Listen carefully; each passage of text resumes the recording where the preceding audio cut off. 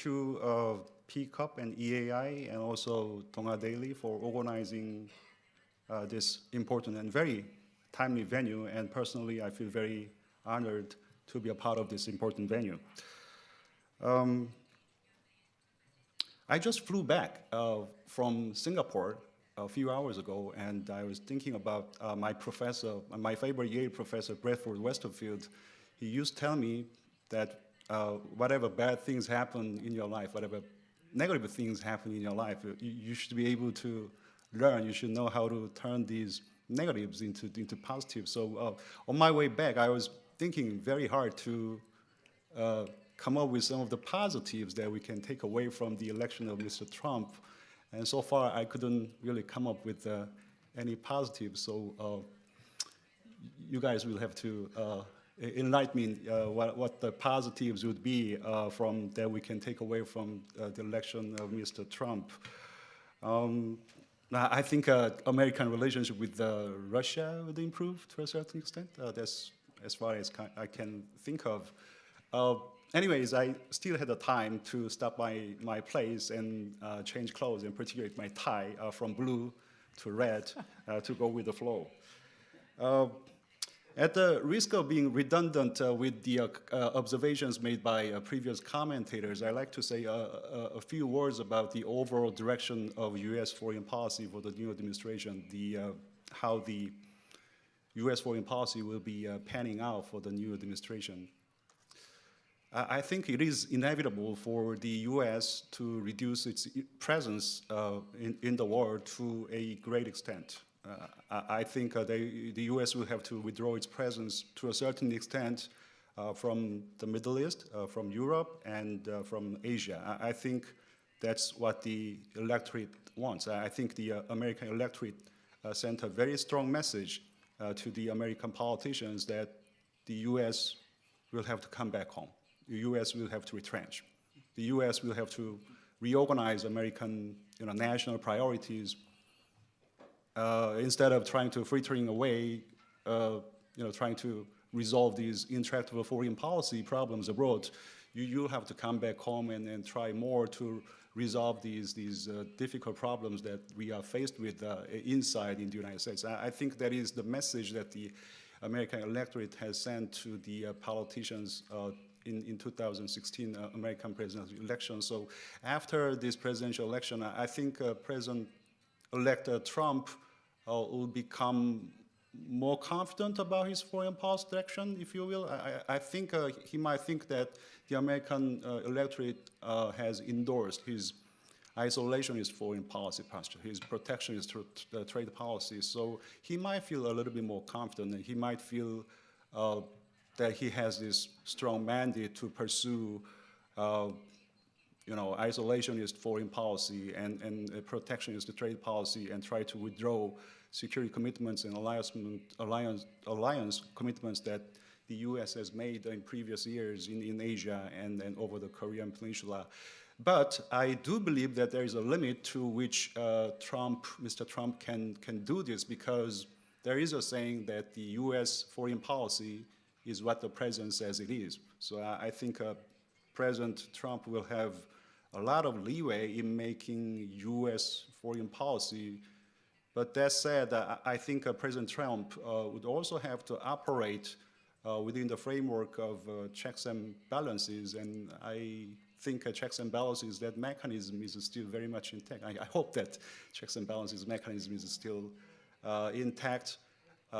Sure, both chambers of the Congress are controlled by the Republican Party, but regardless of partisan identification, I think most of Congress people agree that the U.S. will have to continue this internationalist foreign policy posture, sort of a pro-trade foreign policy.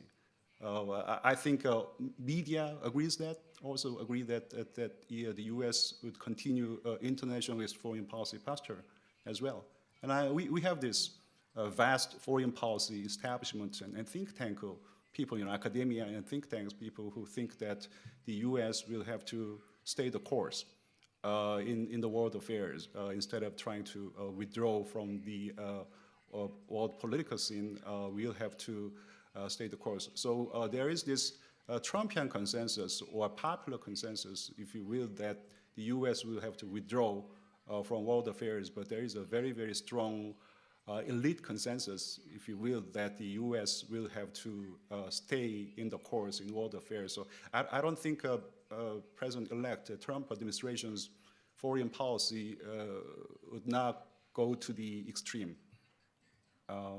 But when it comes to trade policy, I think it's a little bit different story, as other commentators has already mentioned. I think Mr. Trump is not an opportunistic protectionist. I think Mr. Trump is what I would call convinced protectionist. His protectionist tendency goes way back in early 1990s, and his protectionist penchant has been fairly constant and very strong all throughout these years. And I think the national consensus in the U.S. on pro-trade is relatively weak compared to the consensus on security policy, consensus on international foreign policy. And also, trade policy can become a lot more politically sensitive. So it would not come as a big surprise if Mr. Trump's the trade policy would become very much protectionist. Let me say a few words about how the U.S.-Korea relationship would be shaping up for the next administration. As we all know, the relationship between the two countries has been in good shape. As a matter of fact, the relationship between the two countries has been in excellent shape in recent years. And the two countries have been very reliable partners on and off the Korean Peninsula, cooperating on a number of issues, not just traditional security issues, but also non-traditional security issues. But the election of Mr. Trump will test the durability of the relationship between the two countries in coming years. Some people might think that, well, all these things that Mr. Trump has been saying so far, these are for election purposes. So it's going to be business as usual between the two countries. Well, I doubt that. I doubt that. I think it's going to be anything but business as usual. It's going to be a very, very difficult challenge to both countries. I think, as other commentators have already mentioned, the Asia rebalancing strategy is over. As Asia rebalancing strategy, as we know it, is over. TPP is gone, and we all knew that TPP was like the golden jewel of TPP. So without TPP, what do we have got, really? I think Mr. Trump will try very hard to come up with his own version of Asian policy. But in his own version of Asian policy, Mr. Trump might have to become more reliant on alliance partners, as a matter of fact, because there's a limit to which Mr. Trump can project American resources into the region. That's not what the electorate wants. So there's a dilemma here. Mr. Trump wants to withdraw alliance commitments to a certain extent, but the fact is that Mr. Trump will have to rely more on the alliances to pursue his own version of Asian policy. And in his own Asian policy, I think Mr. Trump will be asking more for burden sharing. I mean, the things that Mr. Trump has been saying so far isn't really burden sharing to me. I think it was more of a cost sharing. You'll have to pay like 100% of the costs of stationing U.S. forces in Korea. Well, maybe we can pay more, but the real challenge lies in true meaning of burden sharing. You have to do more. You have to play more roles in containing China, maybe, over South China Sea. I think Mr. Trump can become more blatant toward the Koreans in asking for, expediting security cooperation with Japan without considering domestic political situations in South Korea.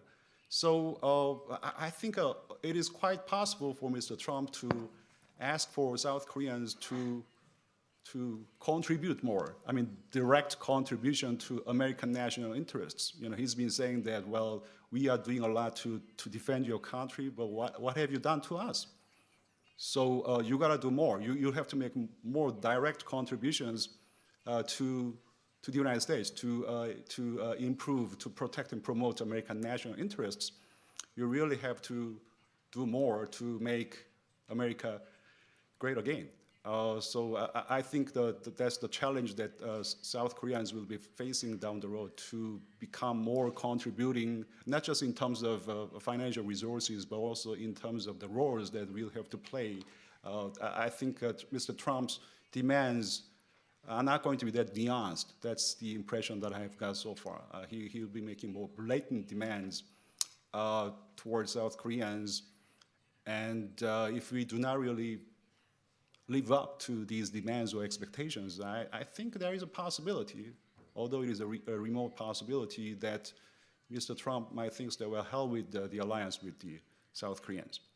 Okay, we have the alliance with Japan, and Japan has been doing very well, I mean, historically, in terms of confronting or in terms of containing China all these years. So I think it is possible for the alliance partnership between the two countries, the importance will dwindle to a certain extent, whereas the American alliance partnership with Japan, the importance could increase. Just a few more words about North Korean nuclear problems.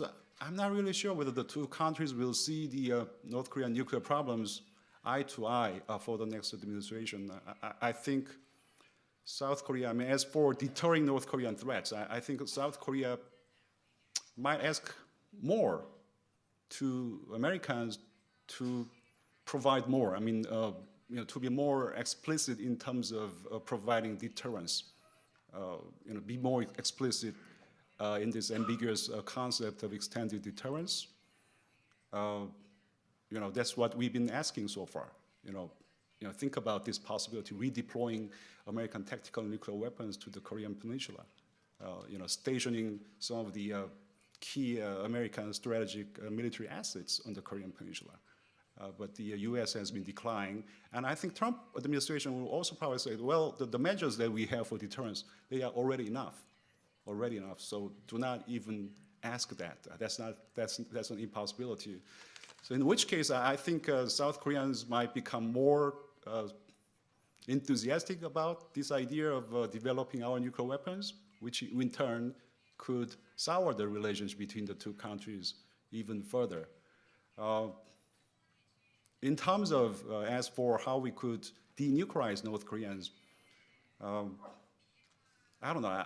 Some people think that, well, Trump administration might weigh in the possibility of launching preemptive strike, but I think that's an impossibility given the national mood. The national mood is that, well, the U.S. shouldn't be getting entangled in military conflicts abroad. So I think that is not an option. A more possible option, I think, it is possible for the Trump administration to become a little bit quicker than we think in terms of negotiating with North Koreans.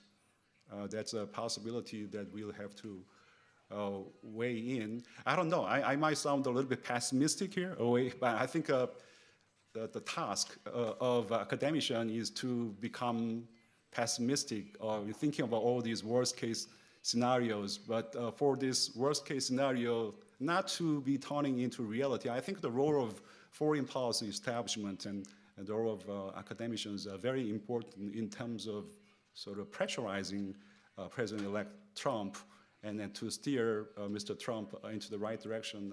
I think the role of foreign policy establishment, the role of academicians, and the role of media, so-called elites, the role is very, very important. I'll pause there. Thank you.